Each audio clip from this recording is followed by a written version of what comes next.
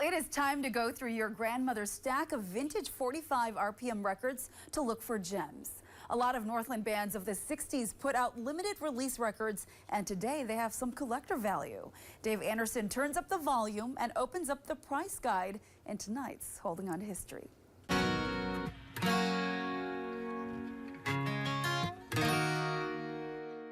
As Ringo Starr put it when the Beatles broke out big, a band back then knew they had made it when they had a record with their name on it in their own hands.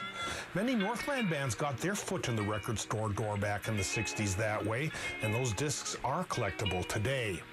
Tom Anderson of The Accidental says their first record was an accident that was pressed off-center with a bad mix and non-existent vocals, but the studio made it right later.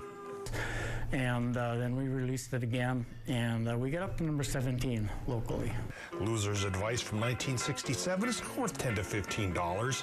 Dave Slattery and the Soul Seekers put out several singles on the Revelation and Westchester labels around 1967 too.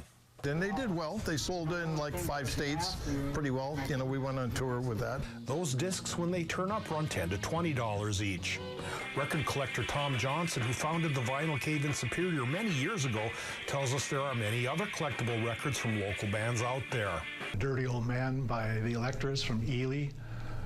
Growing Pains from the Vaqueros up in Chisholm, Hibbing.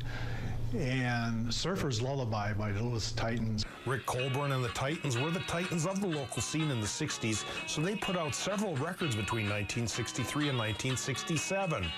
Values run from $10 to $60+ Vaqueros and Electras 45s can set you back $20 to $80.